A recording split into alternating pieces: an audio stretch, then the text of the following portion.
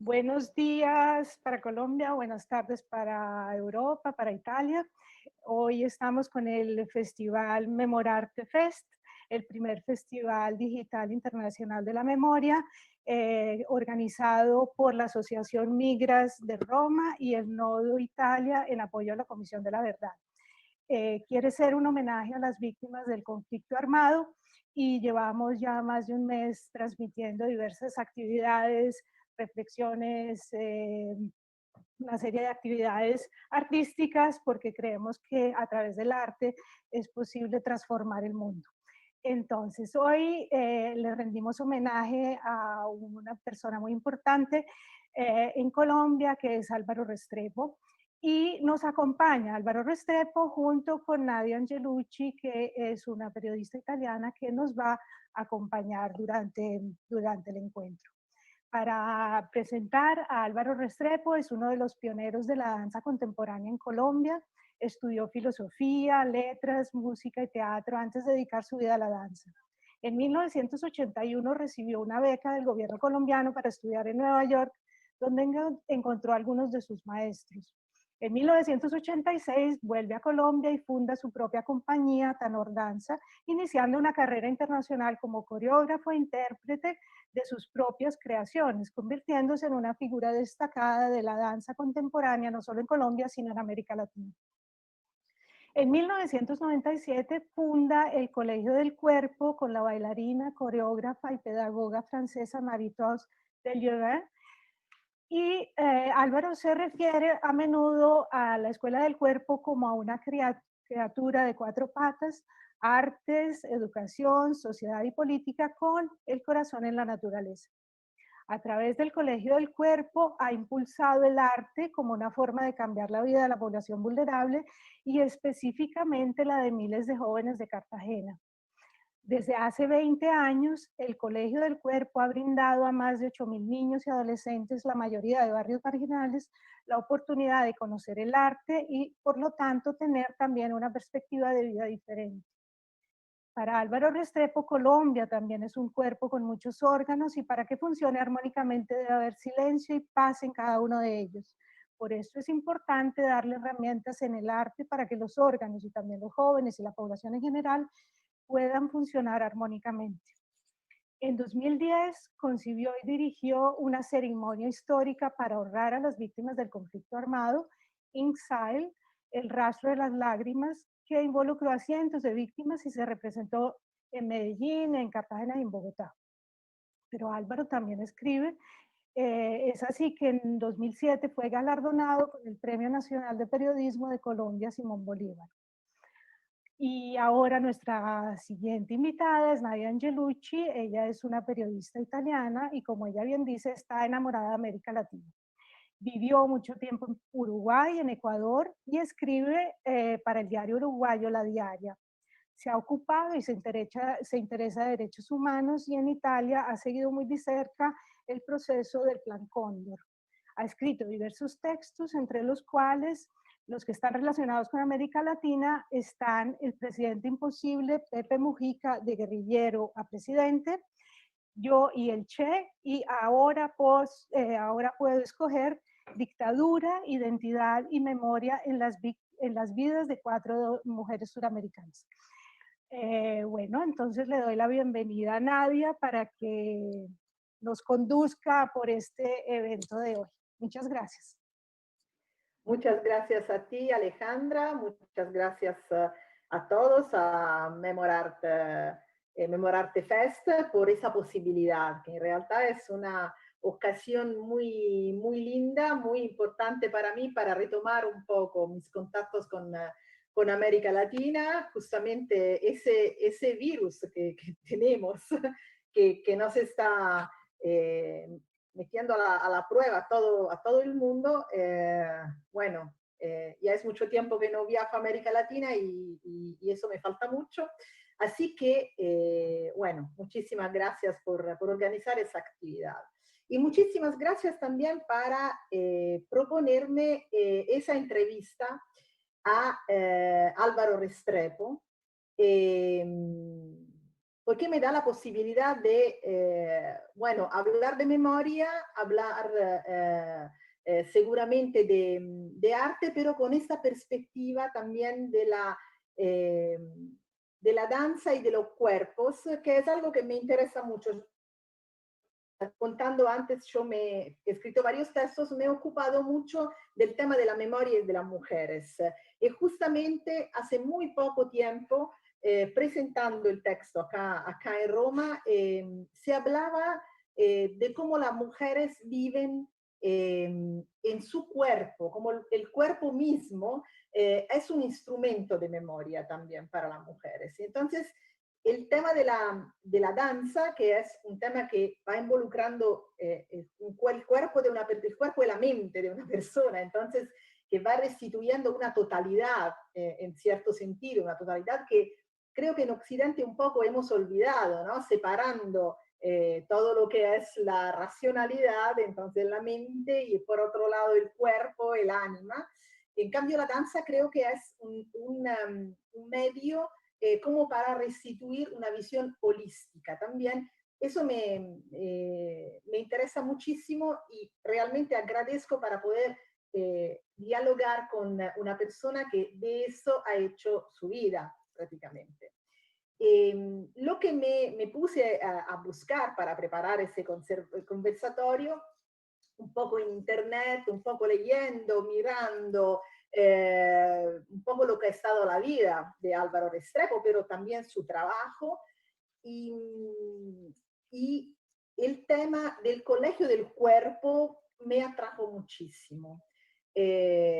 Cuando fui a buscar en la página web de qué se trataba y para ver algunas piezas para profundizar el tema, el Colegio del Cuerpo, educación para la paz a través del arte. Yo creo que ya en esa, digamos, locución hay un poco todo, ¿no? Hay palabras que nos permiten de indagar, digamos, por un lado, la vida de ese coreógrafo, bailarín, maestro de danza, intelectual, pedagogo, bueno, esa vida que tiene es multifacética, ¿no? Tiene realmente una expresión muy grande en el campo del arte, pero también de indagar a través de esos temas, unos temas que están ligados en ese momento a Colombia, digamos, al tema del festival, pero también a América Latina y al mundo, al planeta, ¿no?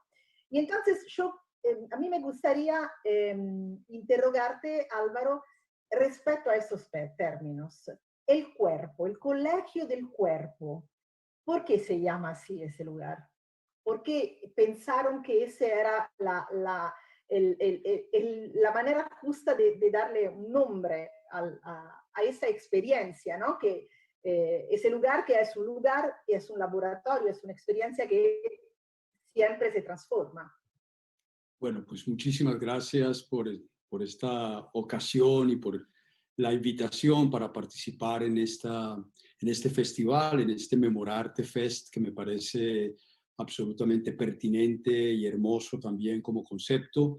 Además, por el vínculo, por varios vínculos. Por un lado, el vínculo con la Comisión de la Verdad, que es una institución o una instancia, qué sé yo, de nuestro país en este momento por la que siento enorme respeto y cuyo esfuerzo acompañamos de corazón y de obra también con el Colegio del Cuerpo.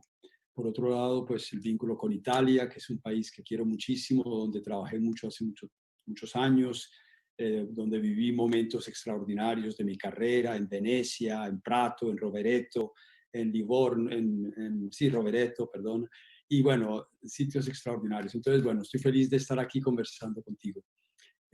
Quiero decirte que el nombre del Colegio del Cuerpo, yo con mucha frecuencia digo que fue un hallazgo realmente mágico, porque, y de alguna manera ese nombre, el Colegio del Cuerpo, nos ha dado las claves para el trabajo que nosotros hacemos.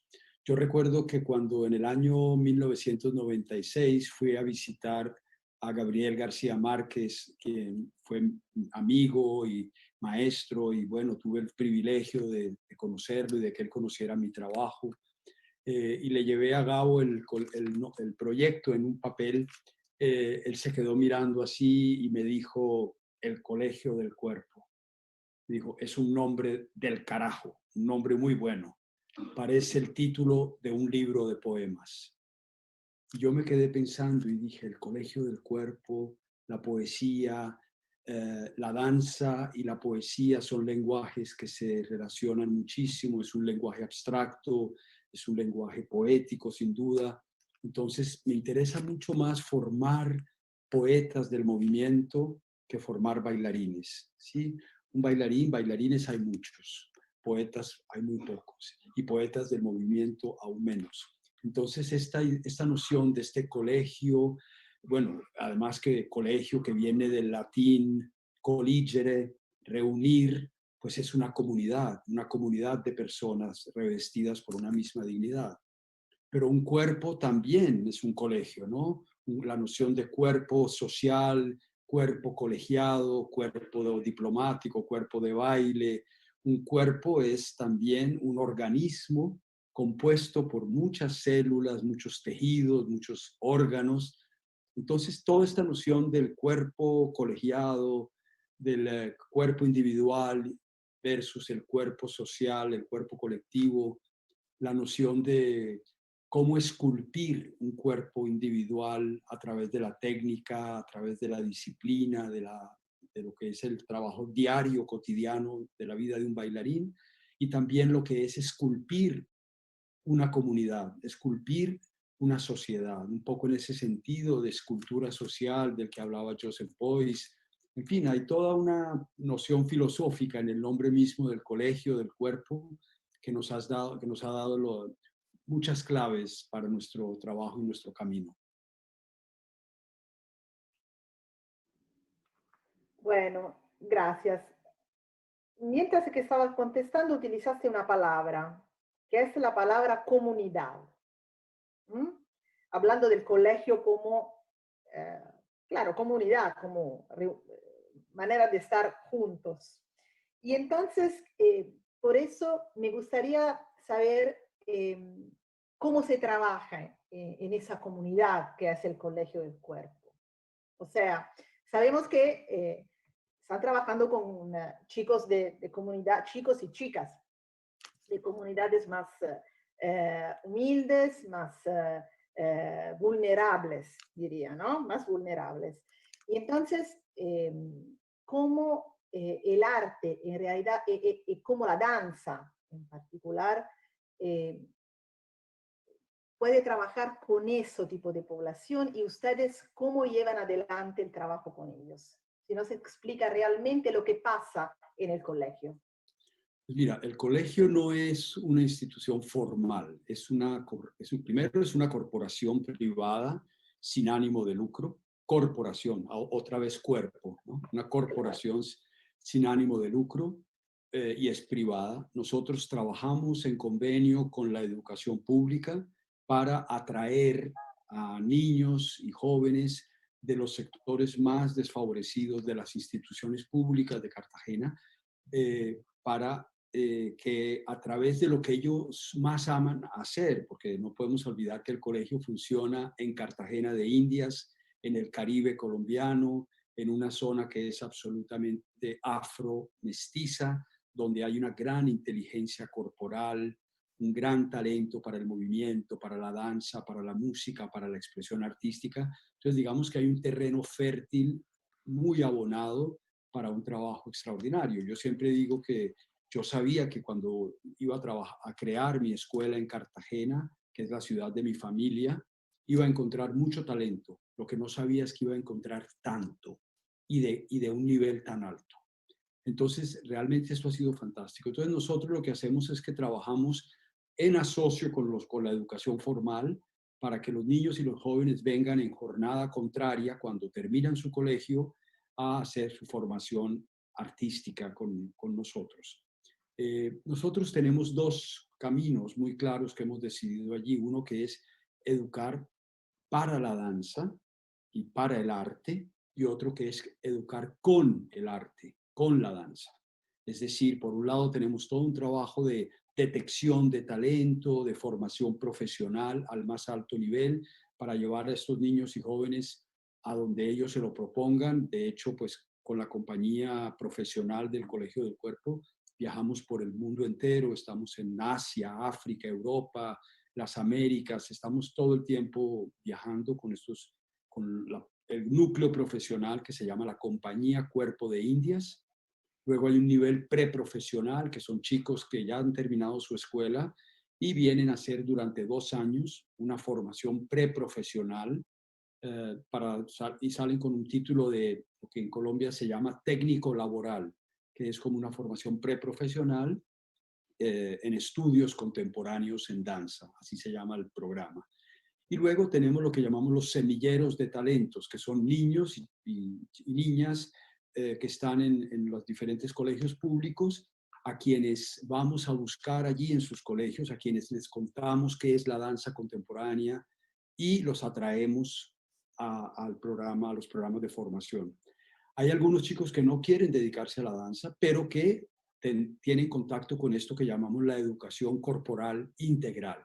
Por eso nosotros hablamos del cuerpo y no de la danza, porque la danza es solamente una de las posibilidades, uno de los lenguajes que el cuerpo puede hablar.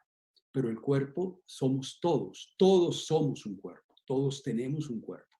Entonces, esta noción de educar con la danza, educar con el arte, se trata de darles a estos muchachos una noción de autocuidado, ahora que estamos en esta crisis de salud, de conciencia, autorrespeto, respeto por el otro, prevención contra todas las amenazas, todo el tema de abuso y prostitución sexual en una ciudad como Cartagena, que es una ciudad turística, con problemas enormes en este sentido, drogadicción, violencia intrafamiliar, violencia, sin dar a estos niños y a estos jóvenes a que encuentren en su cuerpo el arma para defenderse de todas estas violencias y todas estas amenazas. Y entonces, en un cierto sentido, ese trabajo con el cuerpo puede cambiar vidas. Y te pregunto, ¿cuántas vidas cambiaron con esa elección que hicieron de poner ahí la escuela, el colegio? Pues mira, las vidas que más cambiaron fueron las nuestras propias, porque para nosotros ha sido un viaje extraordinario que nos ha enriquecido y que hemos sido testigos de excepción de un proceso hermosísimo de descubrimiento de talento, de diálogo intercultural, de diálogo intergeneracional y este intercambio pedagógico que es lo que realmente constituye la verdadera pedagogía, que es este diálogo educativo, pues ha sido extraordinario. Han pasado más de 9.000 niños y jóvenes en estos 23 años por el Colegio del Cuerpo en diferentes proyectos y programas. Obviamente y afortunadamente, no todos para volverse bailarines, o si no tendríamos un ejército de desempleados, pero sí son muchos los llamados y pocos los escogidos. Hay muy pocos que realmente deciden, bueno, yo quiero dedicarme a esto es una profesión de largo aliento, son profesiones largas que comienzan en la infancia y que no terminan nunca la formación, ¿no? Entonces hay algunos que han tomado este camino y hay muchos que han seguido su vida en otras profesiones, en otros caminos, pero que el haber tenido contacto con esta ética del cuerpo, con este pensamiento, con esta metodología, con esta noción de que hacemos parte de esta dimensión sagrada que es nuestro propio cuerpo y el cuerpo del otro, pues es una gran contribución para el tema de la convivencia, para la búsqueda de la paz en un país como Colombia que ha tratado el cuerpo con tanta violencia y que se ha ensañado tanto con él, ¿no? Sí, justamente a eso iba, ¿no? Hablar de cuerpo en Colombia, que es un país que, bueno, ha tenido un tema de violencia muy alto, ¿no? Seguramente hay también un imaginario sobre Colombia, digamos, desde el exterior, que se ha focalizado sobre ese tema de la violencia, y Colombia no es solo eso, ¿no? Pero a veces aparece solo eso. Pero es verdad que el tema del cuerpo también como un territorio, tú lo estabas contando antes en una de las respuestas antecedentes, en Colombia es muy importante. Tal vez es uno de los países de América Latina donde ese encuentro, digamos, ¿no? del cuerpo y el territorio y la violencia, pero también diría una forma de impacto fuerte en las vidas de las personas, ¿no? Que no es solo la violencia, sino es una pasión muy grande hacia las cosas, un involucramiento muy grande hacia todo lo que pasa. Digamos, es una cosa que de Colombia se conoce muchísimo, que tal vez es un poco el problema de Colombia, pero puede ser también la solución de Colombia, ¿no? Porque a menudo en las digamos, en las crisis, hay también adentro un núcleo que puede servir como para renacer, para resistir, para ser resilientes. Entonces, eso te quiero preguntar, una pregunta tal vez más abstracta, pero creo que puedes, digamos, elaborar un poco también ese tema de la relación que hay entre Colombia y los cuerpos. El tema De del hecho, cuerpo. sí. Hace muchos años, hace como unos 15 años, escribí un artículo que publiqué en una revista que ya no existe, que es la revista Número, y también luego lo publiqué en una revista de la Universidad de Harvard, que llamé El cuerpo roto de Colombia. Un poco haciendo esa relación entre el cuerpo como territorio, el cuerpo individual y el cuerpo colectivo, ese imaginario también del cuerpo que tenemos en Colombia, donde somos un país muy corporal, somos un país muy físico, nos tocamos mucho, bailamos mucho, nos abrazamos o nos abrazábamos cuando se podía, porque ahora con esto del distanciamiento social estamos con los cuerpos como congelados, ¿no? Y de hecho, pues ha sido muy duro para el Colegio del Cuerpo durante toda esta época trabajar el cuerpo a través de estos medios digitales, virtuales, trabajar el cuerpo, sin el contacto, sin el sudor, Entonces, pero de alguna manera ese cuerpo de Colombia, ese cuerpo que tanto ha sufrido, tú lo has dicho, los colombianos somos muy intensos para lo bueno y para lo malo. Y para apropiarnos de ese cuerpo también hemos sido muy sofisticados en la destrucción de ese cuerpo, en la tortura y en el dolor. Pero yo pienso que no es solo un tema de Colombia. Yo pienso que el tema de la violencia es algo que es inherente a la naturaleza humana. Cuando vemos la historia de los Estados Unidos o la historia de Europa, la historia del mundo, es una historia de violencia. Somos unos seres feroces, como decía Sebastião Salgado hace poco en el documental que vi otra vez de él, de la sal de la tierra. Somos unos seres feroces.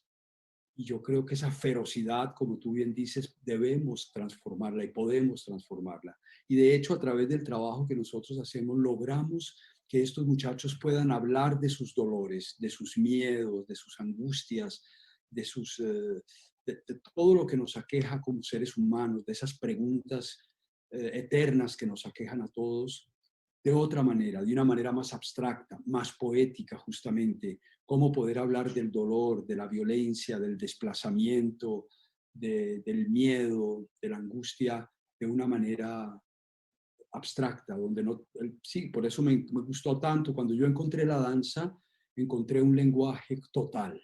Tú ahora hablabas del cuerpo escindido, del cuerpo dividido, ese cuerpo que es físico, pero que también es un cuerpo espiritual y que también es un cuerpo mental, un cuerpo de emociones. Ese cuerpo total es el que nos interesa. Y cuando yo encontré la danza, encontré un territorio, un terreno donde confluía la filosofía, la poesía, la música, la literatura, las artes plásticas, el teatro. Todo está en la danza, todo está en el cuerpo. El cuerpo como nuestro único territorio, nuestra única pertenencia, nuestro único patrimonio real. No tenemos un cuerpo, somos un cuerpo. Gracias. Sabes que me hiciste pensar ahora, ¿no? Hablando del la resiliencia, también, ¿no? del arte como forma de resistencia y también de expresión y de renovación respecto a un dolor. Yo he trabajado bastante, como te estaba contando antes, sobre tema de derechos humanos en Argentina, en Uruguay, entonces un tema ligado a la grande fractura que hubo con las dictaduras y con realmente sí una, o sea, una presión sobre los cuerpos, ¿no? Fue eso también, siempre volvemos a lo mismo, ¿no? Con la tortura, pero también con ese tema del cárcel muy muy largo, discúlpame, muy largo, muy oscuro, ¿no? Y que fue como algo que no interesó solo quién sufrió eso personalmente, sino unas sociedades enteras. Por ejemplo, lo que he visto es que muchísimas de las personas que han vivido ese tipo de experiencia, que la vivida y también las segundas generaciones, y eso es un tema para mí muy importante en ese momento, lo de la segunda generación, o sea, de lo que no vivieron directamente, pero que han sufrido el impacto de esa violencia, de esa presión sobre los cuerpos, de cómo el tema del arte fue salvífico, fue la manera de expresar, redefinir identidades. Entonces, creo realmente que lo que tú estás diciendo es verdad. O sea, el arte es una forma de resiliencia, ya sola. Y la otra cosa que estaba pensando con tus palabras es que el tema de la danza, del cuerpo en movimiento, tal vez puede ser que ese movimiento es ya un pensamiento, una forma de pensamiento, y eso te pregunto. Así es una filosofía, es una forma de estar en el mundo. La danza no es solamente un género artístico, es una forma de estar en el mundo, es una forma de pensar. Entonces, cuando vienen los chicos al Colegio del Cuerpo, son chicos que vienen de esta cultura que danza, donde todos bailan desde que están en la barriga de la mamá, o sea, vienen con la información genética de todo el mestizaje y todo esto. Yo les digo a ellos, muchachos, ustedes aquí no vienen a aprender a bailar, ustedes aquí vienen a aprender a pensar, vienen a aprender a pensarse como individuos, como cuerpos individuales, pero también como órganos de un cuerpo social. Entonces lo que hacemos ahí en el colegio es enseñarlos a pensarse y a pensar su oficio, y no a que aprendan un tipo de danza en particular, ni un estilo de danza en particular. Ellos son grandes bailarines naturales. No, tampoco tratamos que sean bailarines, por eso decimos no es una escuela de danza contemporánea, es una escuela contemporánea de danza, que en ese sentido es muy interesante porque es una escuela de pensamiento contemporáneo. Es una escuela donde se viene a pensar en la sociedad y en cómo el arte puede hacer una contribución muy grande para formar ciudadanos más sensibles, ciudadanos más creativos, más compasivos, más empáticos, que puedan relacionarse mejor con la realidad que estamos viviendo y que puedan ayudar a transformar su entorno. Ahora hablábamos del cuerpo como territorio. Yo quiero contarte que justamente como este es un evento que tiene relación con la Comisión de la Verdad, recientemente me pidieron un artículo para una colección, una colección que la Comisión de la Verdad va a publicar a finales de este año, que se llama Futuro en Tránsito. Y a mí me pidieron escribir algo sobre la noción de territorio, o lo que yo entiendo como la noción de territorio.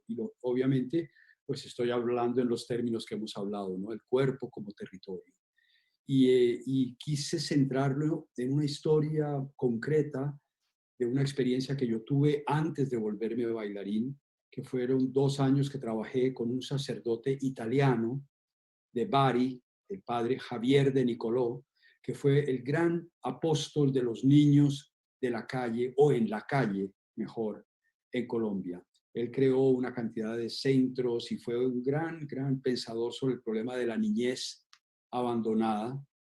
Y yo hice bueno, ese tiempo me cambió la vida. Yo hago lo que hago hoy por el contacto que tuve con el padre de Nicolò. Fue realmente una inspiración para mí, porque también él creía mucho en el tema del arte como herramienta para reeducar y resocializar y curar de alguna manera, ayudar a sanar algunas cosas. Y entonces he escrito este texto contando la historia de uno de esos niños a quien yo quise adoptar, a quien no pude adoptar, a quien bueno, durante mucho tiempo perdí comunicación con él, lo encontré ahora hace pocos meses durante la pandemia y a los pocos meses, después de 40 años de haberlo encontrado, murió en un accidente trágico un mes y medio después de haberlo reencontrado, después de 40 años. Una historia tremenda en medio de esta historia de la pandemia. Y entonces yo quise hacer como un recorrido por la historia de la vida de este muchacho, como un mapa de su dolor desde los 6 años cuando decidió irse de su pueblo por allá en Santander, en Colombia, a vivir en las calles de Bogotá. Y bueno, todo lo que pasó durante esos 40 y pico de años en que perdimos el rastro y luego el reencuentro. Entonces, como ese territorio de dolor que es también la historia, ¿no? Y que es la historia de mi país. Entonces, bueno, ahí entretejí todo, cuerpo, territorio, memoria, bueno, todo esto, todos estos temas, ¿no? Bueno, un ejercicio de memoria, ¿no? A través de... Y la memoria es la otra palabra clave, ¿no? De ese festival que en realidad que estamos llevando adelante. Entonces, quiero preguntarte primero qué es la memoria para ti, porque a menudo en Europa sobre todo tenemos un problema con la memoria, ¿no? Por un lado olvidamos y por el otro lado tenemos una memoria muy institucional. Y entonces una memoria que no se pega a la vida, a la conciencia de la gente, y por eso volvemos a hacer siempre los mismos errores. Y entonces quiero saber para ti qué es la memoria, por primera cosa, y luego vamos a indagar un poco más la memoria. Pues yo creo que te voy a dar una respuesta un poco obvia por el tema que nos compete y que hemos estado tocando aquí. Para mí la memoria y el cuerpo son lo mismo. La memoria es el cuerpo.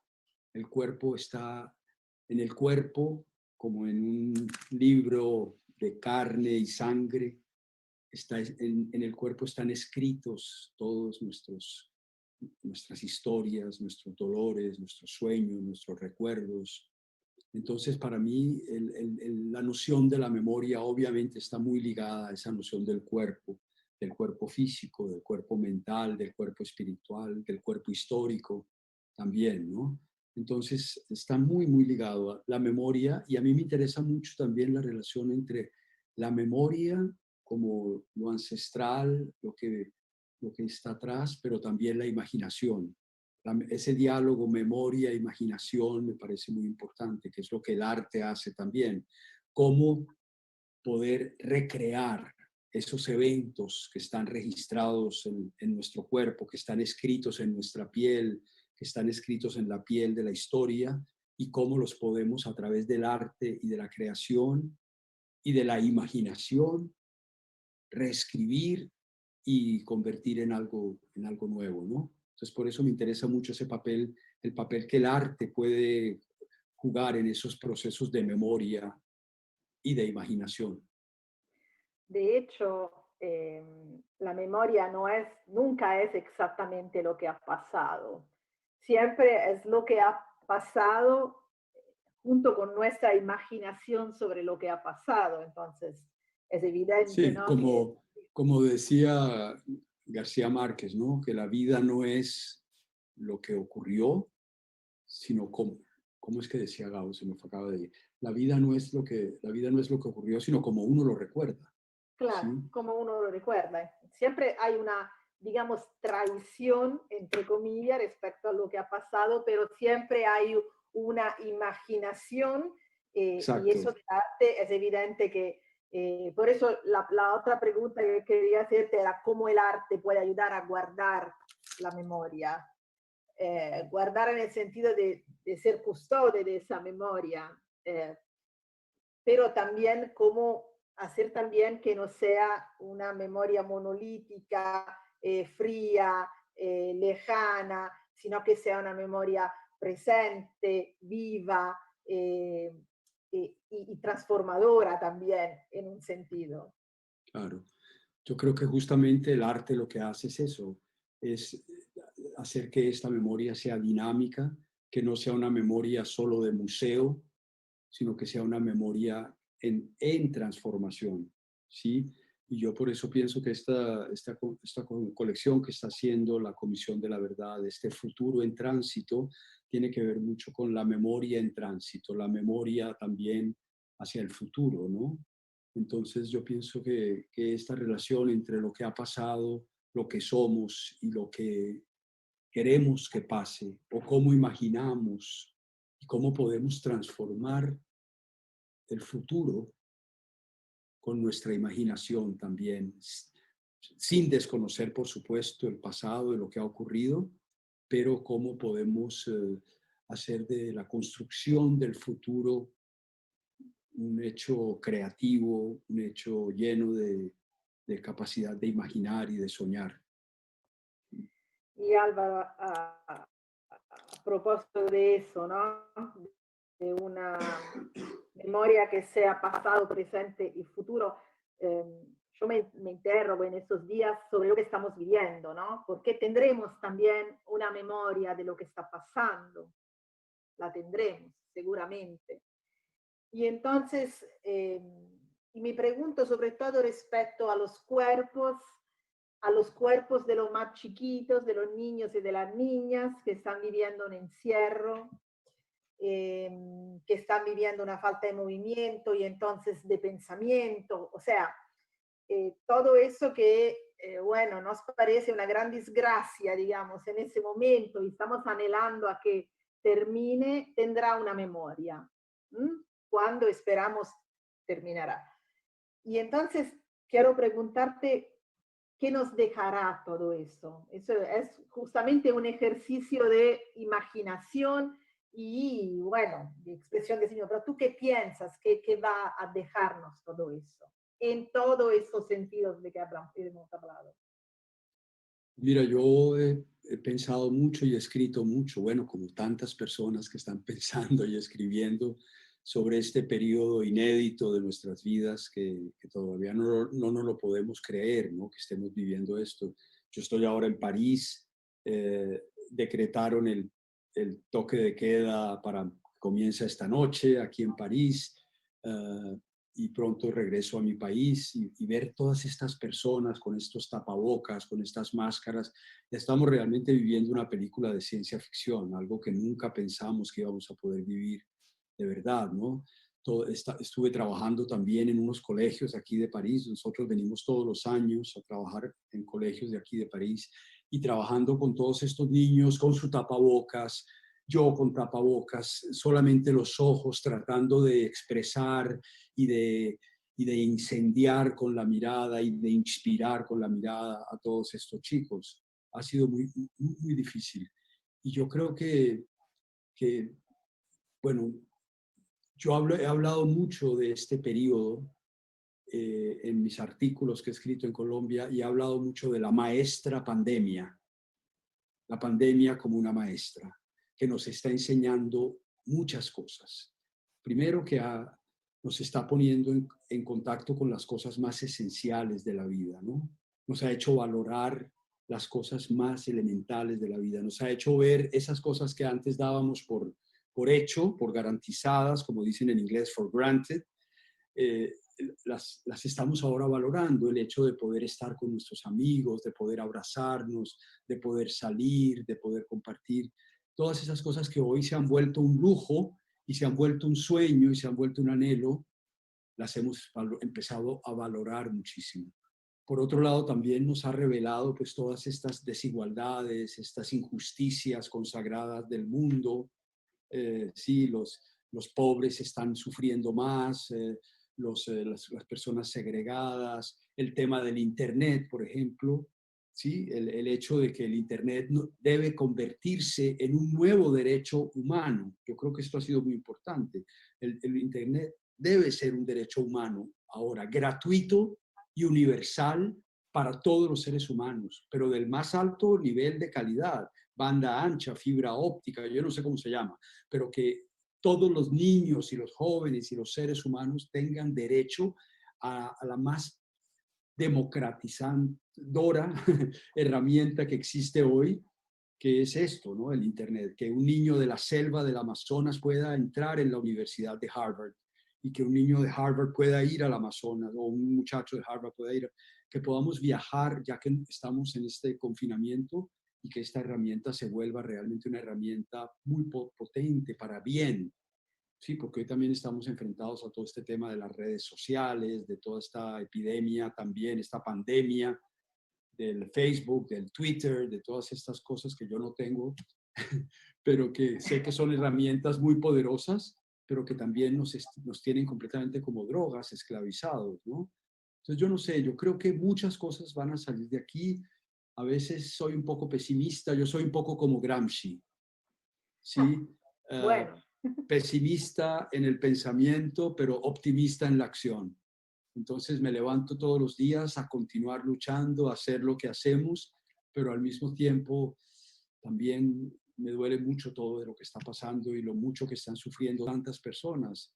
Y porque sé que, sobre todo en mi país, por ejemplo, muchas personas han retrocedido, han regresado a la pobreza y aquellos que eran pobres a lo mejor han regresado a la miseria y los que eran miserables, quién sabe a dónde van a regresar. Entonces, es un momento muy, muy fuerte para todos, ¿no?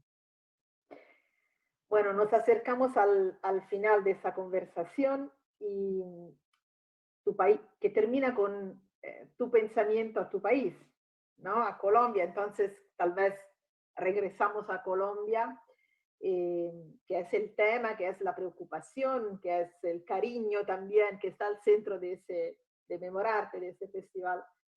Y te quiero preguntar sobre Colombia. ¿En qué momento está Colombia? Si ha llegado por fin el momento de la reconciliación y qué necesita tu país para ti. Mira, como te digo, pesimista en el pensamiento, optimista en la acción.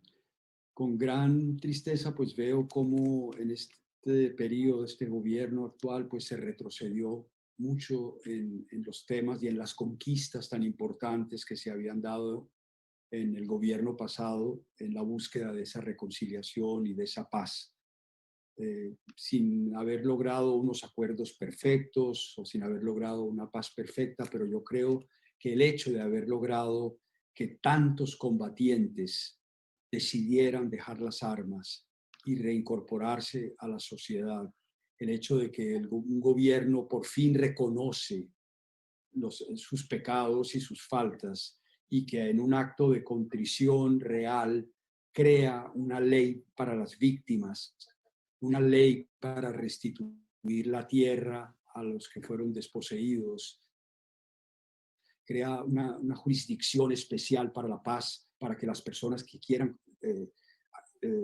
confesar sus crímenes puedan puedan arreglar sus cuentas con la justicia, con el país, con la conciencia, que una comisión como esta, la Comisión de la Verdad, dirigida por un hombre tan admirable como es el padre Francisco de Rú y todos los comisionados que lo acompañan en esta labor heroica, pues yo creo que todos estos esfuerzos hay que reconocerlos, la comunidad internacional los reconoce, todo el mundo tiene que acompañar este esfuerzo gigantesco, no podemos echar para atrás esto y desafortunadamente yo sí siento que se han dado unos pasos hacia atrás porque se han ignorado algunos de estas conquistas, se han torpedeado también, se han saboteado algunos de estos esfuerzos y yo creo que la comunidad internacional tiene un papel muy importante como observadores, como guardianes de esta conquista de la paz, que no es una conquista para Colombia,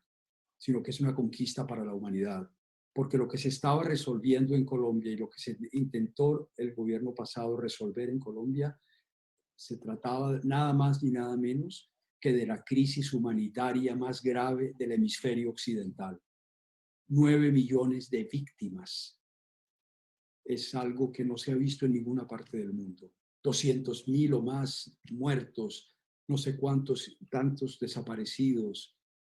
Realmente basta ya, como dice el informe de memoria histórica. Basta ya. Basta ya. Gracias, muchísimas, Álvaro Restrepo. Ha sido un placer enorme poder conversar contigo, aunque a la distancia, que no es mucha entre Roma y París, pero va a ser un poco más larga cuando tú vas a regresar en América Latina, y espero que volvamos a encontrarnos en algún lugar del mundo. Y bueno, agradezco también a Alejandra por memorarte, y bueno, terminamos acá. Hemos quedado, creo, en los 45 minutos que nos pidieron, y espero que hayan aprovechado de esa charla. Muchas gracias a ti, muy juiciosos con el tiempo. Un abrazo.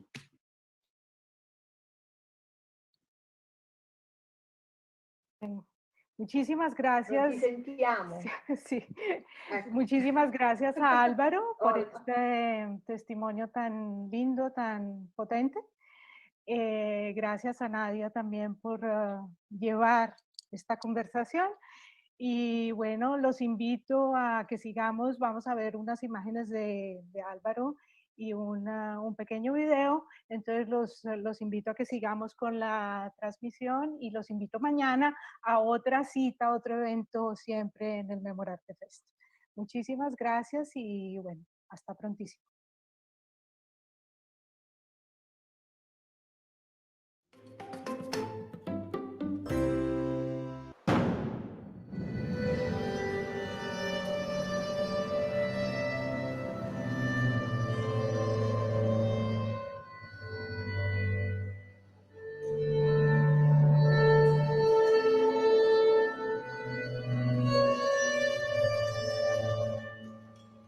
Sacrificio, la consagración de la paz, es el resultado de un largo proceso de meditación, de reflexión y de creación también, de pedagogía sobre el tema de la reconciliación y de la búsqueda de la paz en nuestro país. El Colegio del Cuerpo es un centro de educación para la paz a través del arte. Y Sacrificio es una reflexión sobre ese esfuerzo gigantesco que hemos hecho, que ha hecho este gobierno, que estamos haciendo los colombianos, por cambiar esa mentalidad, por encontrar otro lenguaje, por construir un proyecto colectivo de nación. Nosotros, esta gente, en un pequeño, solitario planeta. El proyecto se fue armando a raíz de una invitación que me hizo Ramiro Osorio, director del Teatro Mayor, para estrenar una nueva obra en el Teatro Mayor. Yo pensé que podía aprovechar para cumplir un viejo sueño, que era hacer algo a partir de la consagración de la primavera de Igor Stravinsky. Después, en mi cabeza y en el proceso creativo, decidí que ya no quería trabajar con la música de Stravinsky, sino a partir de la música de Stravinsky. Por eso fue que convocamos un compositor mexicano para que compusiera una música especial para la obra. Y es así como surge entonces Sacrificio, la consagración de la paz.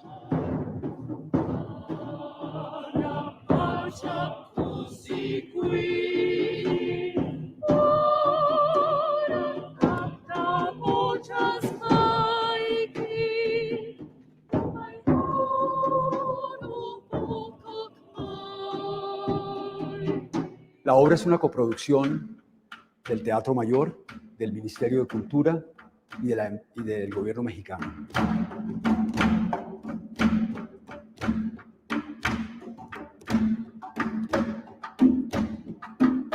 Su idea era celebrar los acuerdos de paz y que llevara como instrumentación a un grupo de percusión de 4 percusionistas, coro. En este caso se trataba de un grupo de percusiones ya establecido, el grupo Tambuco, el ensamble de percusiones, un grupo con mucho renombre internacional, mexicano, y coro.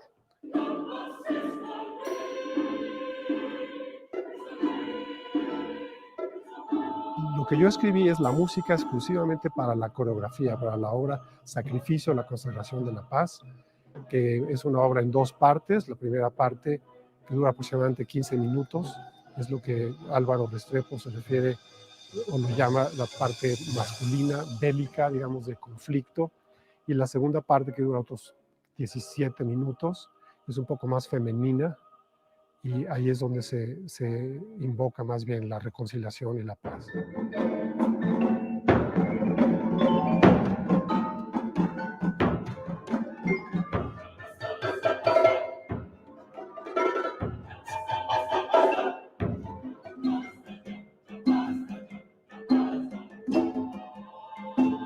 La idea filosófica era hacer un homenaje a los acuerdos de paz que significan para Colombia probablemente el mayor avance de las últimas décadas, puesto que pone fin a un conflicto que ha generado sufrimientos indecibles para millones de colombianos.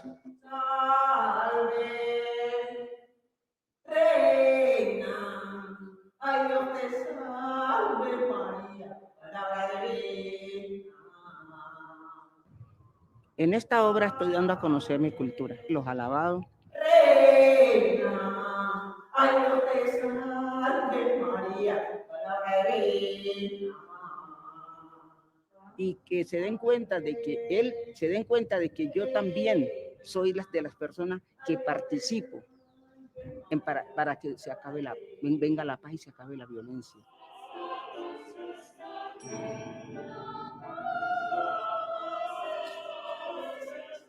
Y lo que pretende Sacrificio es justamente eso: convocar, conmover, conmocionar. Creo que a los colombianos nos ha faltado conmovernos juntos, llorar juntos. Nos han faltado momentos de duelo frente a todo lo que ha pasado y sigue pasando en nuestro país.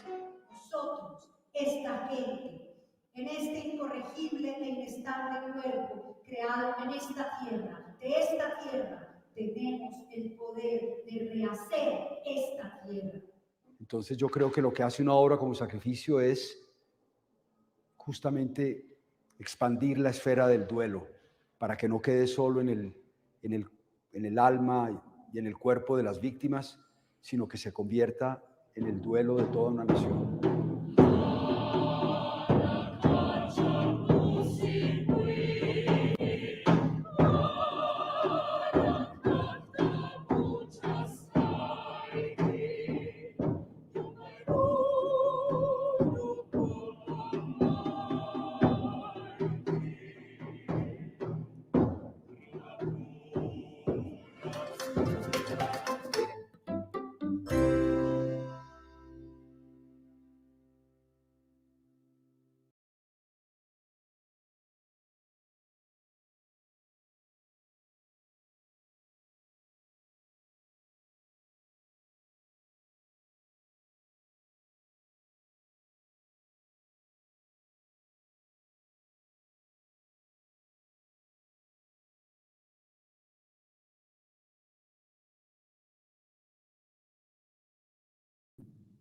Festival Internacional Digital de la Memoria, Memorarte Fest.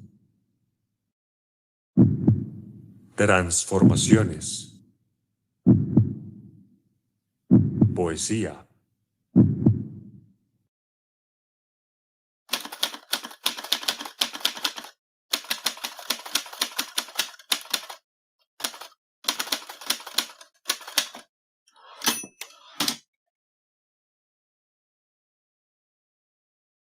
Tenía las manos cubiertas de señales, matizadas de tiempo, las manos justas para acariciar palomas y acomodarse el sombrero.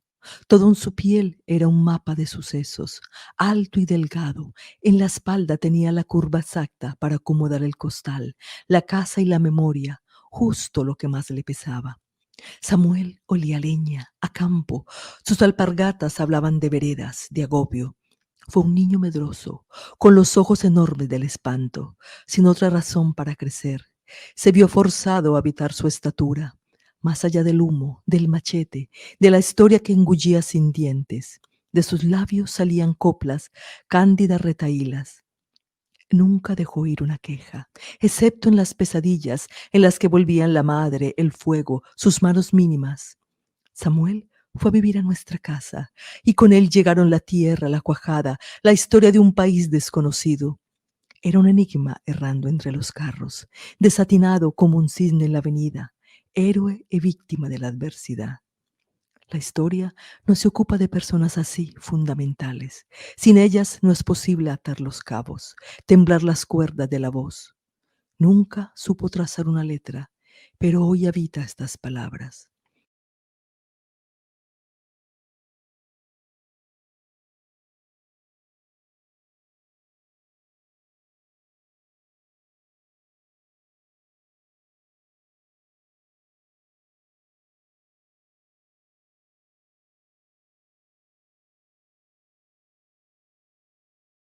Festival Internacional Digital de la Memoria, Memorarte Fest.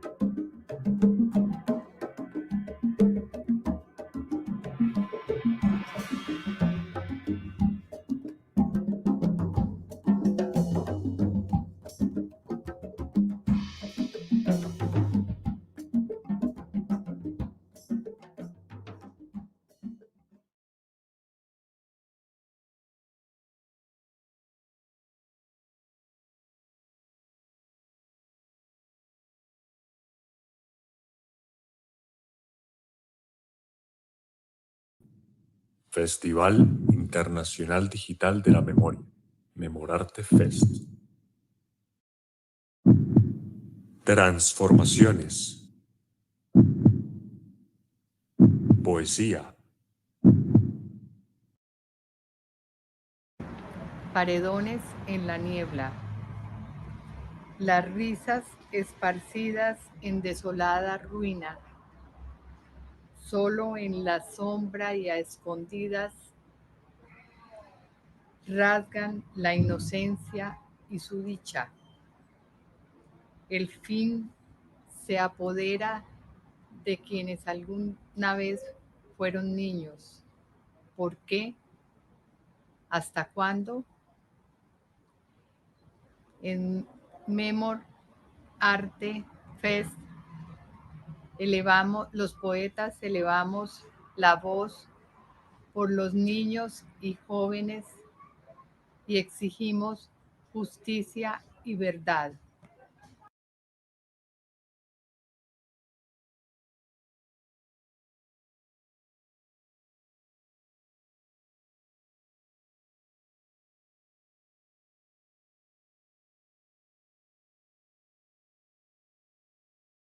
Festival Internacional Digital de la Memoria.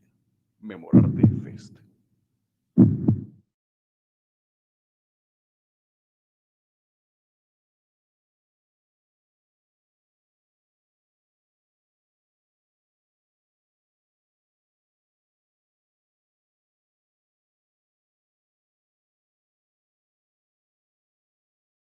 Con su propósito firme, con la incertidumbre a cuestas, cargaron su maleta y eligieron el camino. Se sumaron una a una a enlistarse en la cruzada que curase su dolor. La maleta muy pesada, invisible, pero llena de preguntas y deseos envueltos de incertidumbre, impotencia, rabia mucha, motivando su clamor.